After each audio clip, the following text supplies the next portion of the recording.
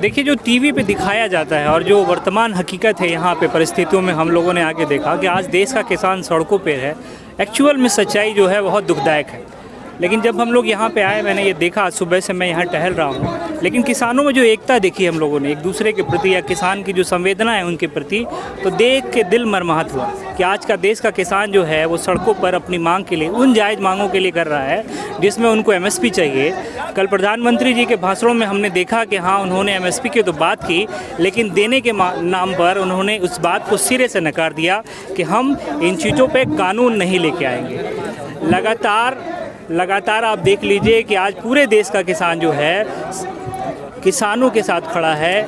आज इनको बदनाम करने की लगातार जो केंद्र सरकार की नीति है, वो कभी प्रशासन के नाम पे या कभी लोकल भारतीय जनता पार्टी के गुंडों के नाम पे ये जो प्रताड़नाएं की जा रही है, वो कहीं ना कहीं इस बात को है कि आज भारतीय जनता पार्टी और केंद्र सरकार और उत्तर प्रदेश की सरकार इन चीज़ों से सहम गई है और डर गई है कि अगर इस आंदोलन को हमने किसी तरीके से नहीं तोड़ा तो हम आने वाले समय में अपनी सरकार में नहीं बैठेंगे।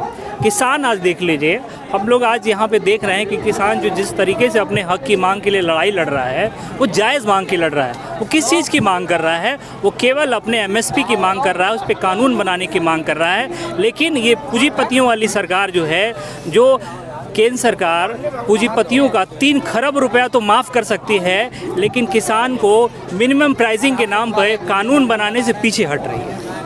प्रधानमंत्री तो लगातार ये कह रहे हैं हम इस पर संशोधन जरूर कर देंगे, लेकिन एमएसपी थी है और रहेगी। मैं कह रहा हूँ कि कानून एक ऐसा कानून जो किसानों के लिए बनाया जा रहा है। अगर देश की जनता किसी सरकार को चुनती है, 60 साल के लिए नहीं चुनती है, वो 6 साल के लिए या 5 साल के लिए ही चुनती है। अगर कोई कानून देश की जनता के लिए बनाया जाता है या किसान के लिए बनाया जाता है, अगर वही कानून उस जनता या किसान को नहीं एग्री कर रहा है या वो प्रभावशाली नहीं है, उसको लाभप्रद नहीं है, तो उस कानून को वापस करने में कौन सी नीति हुई? देश आज 75 सालों के आज़ादी के बाद बहुत सारे ऐसे कानून बनाए गए हैं जो जन विरोधी होने के बाद वापस किए गए, लेकिन ये निरंकुश सरकार जो है वो हठप्रद है। वो हट कर रही है कि हम अगर किसी कानून को वापस ले लेंगे तो हम अपने आप को कमज़ोर साबित होंगे। तो ये हट है सरकार का, लेकिन किसानों की एकजुटता देखने को मिल रही है कि हाँ, किसान जो है इस मामले में कमज़ोर नहीं है और देश का किसान लगातार इस समर्थन को बढ़ावा दे रहा है। और आने वाले समय में सरकार को झुकना पड़ेगा, या कह लीजिए डायरेक्ट मोदी जी को झुकना पड़ेगा, क्योंकि किसान मजबूत है। तो अब कहीं ना कहीं राजनीतिक पार्टियां भी किसानों के समर्थन में आ रही हैं, तो इससे कहीं ना कहीं किसानों को और नुकसान होगा इस राजनीतिक पार्टी? नहीं, राजनीतिक पार्टियां आ जरूर रही हैं, लेकिन माननीय टिकैत जी ने उन्होंने मंच पे साझा नहीं किया, उनका समर्थन जरूर मिल रहा है। बहुत सारी पार्टियां हैं जो किसानों के लिए हमेशा काम की है, समर्थन दे रही हैं। तो उसमें मुझे लगता नहीं कि केंद्र सरकार या योगी जी की सरकार को इस तरह का कोई भी उनको परेशानी होनी चाहिए। भाई, उन्होंने भी तो किसानों से मांग की है सरकार बनाने में। इन्हीं किसानों के लिए बड़ी बड़ी बातें उन्होंने की है, चाहे वो केंद्र की सरकार रही हो या उत्तर प्रदेश की योगी जी की सरकार रही हो। बड़े बड़े उन्होंने आय दोगुनी करने के नाम पे या किसानों को एमएसपी के नाम पे जो लुभावने वादे किए, तो उन्हीं के आधार पे नहीं आए हैं सरकार में।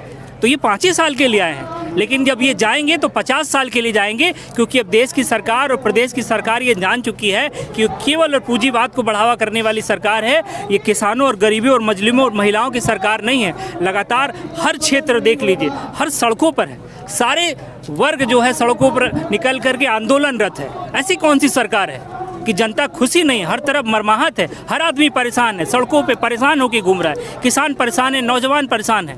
आप कह रहे हैं 5 साल के लिए आई है, लेकिन गृह मंत्री का ये कहना है, बोले बीजेपी 50 साल राज करेगी हिंदुस्तान। देखिए, वो इसलिए कह रहे हैं ना, उनको पता है कि टेक्नोलॉजी में छेड़छाड़ कैसे की जाती है और टेक्नोलॉजी को कैसे उपयोग किया जाता है। लगातार देख लीजिए कि ईवीएम पे लगातार आवाज़ें उठती रही हैं, तो ये अपने हिसाब से तो चीज़ें सेट करते हैं, क्योंकि इनको पता है कि हम कैसे सेट करके बिना किसी जनता के वोट के इस सरकार में वापस आ जाएंगे। तो इसके लिए भी आंदोलन होना पड़ेगा। लेकिन ये जो आज किसानों का आंदोलन इस देश में आया है, इतना बड़ा जो आंदोलन हो रहा है, इससे संदेश जरूर जाएगा देश के हर उस वर्ग को, हर उस व्यवस्था को कि हाँ, अगर अपनी मांग को, जायज़ मांग को हमें अपनाना है और इनको उसका आईना दिखाना है, तो कहीं ना कहीं आंदोलन करके इस सरकार को बैक करना पड़ेगा। आपको नहीं लगता कि समाजवादी पार्टी के जो मुखिया अखिलेश यादव उन्हें सड़कों पर आना चाहिए और किसानों का समर्थन करना चाहिए, सिर्फ प्रेस कॉन्फ्रेंस से सब कुछ हो जाएगा?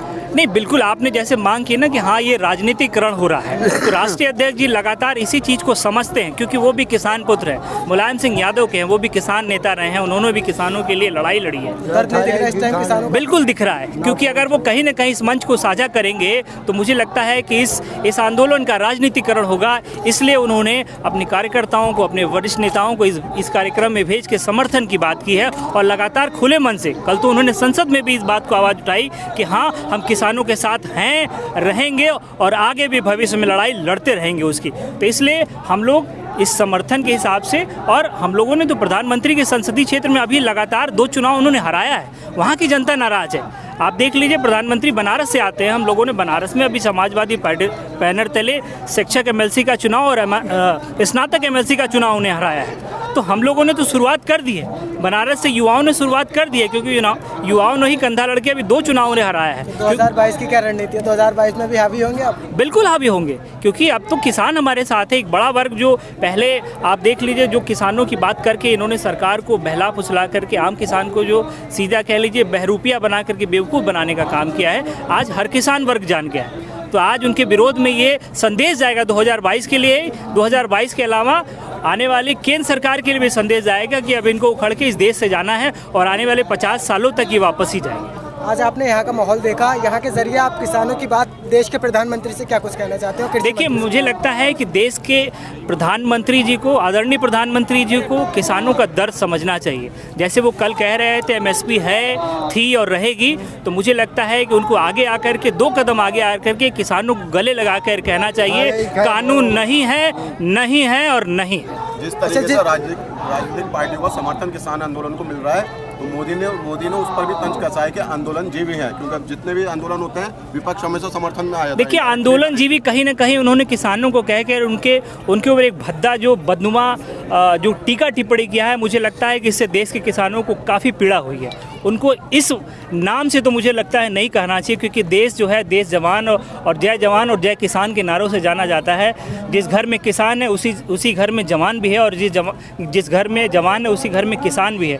अगर उन्होंने इन देश के किसानों को आंदोलन जीवी कह के पुकारा है, तो मुझे लगता है इससे ज़्यादा शर्मसार और कोई बात नहीं। उनका इशारा कहीं ना कहीं राजनीतिक दलों पर तंज था, कसना था उनका, क्योंकि जिस तरीके से आंदोलन होते आए, पिछले साल 19 एनआरसी का हो तब भी कुछ राजनीतिक पार्टियों का समर्थन मिला। बिल्कुल। अब किसान आंदोलन चल रहा है तब भी कुछ राजनीतिक पार्टियों का समर्थन करना देश में इसी बात पर तंज कसा है कि कुछ आंदोलन जीवी पहुंच जाते हैं, कहीं आंदोलन होता है। नहीं, आंदोलन जीवी क्या, आप अगर उनका इतिहास उठाए, क्या उन्होंने आंदोलन नहीं किया? देश के बहुत सारे आंदोलनों में उन्होंने हिस्सा लेकर के लड़ाइयाँ लड़ी और बहुत बड़ी बड़ी बातें तो करते हैं कि देश की आज़ादी में हम लोगों ने भी सहयोग किया। तो वो कौन से परजीवी थे? वो आंदोलन जीवी ने, वो परजीवी रहे होंगे। मुझे लगता है कि अपनी बात पे तो वो टीका टिप्पणी नहीं करते, लेकिन लोगों को या किसान वर्ग को अगर किसी तरह की बात, अगर इस तुच्छ वर्ड से अगर उनको किसी तरह का नाम संज्ञा देते आंदोलन जीवी के नाम पे, तो मुझे लगता है कि सबसे गंदे परजीवी वही प्रवृत्ति के लोग हैं जो उनको बदनाम करने की कोशिश करते हैं। और देश का किसान जो है वो हिंदुस्तान के सर का ताज है, मुझे लगता है, और उस ताज को बदनाम करने की जो कोशिश माननीय प्रधानमंत्री जी ने देश के उस सदन से की है, जिस सदन में किसानों को गले लगाने का काम किया है, तो मुझे लगता है इससे बड़ी शर्मसार की और कोई बात हो नहीं सकती।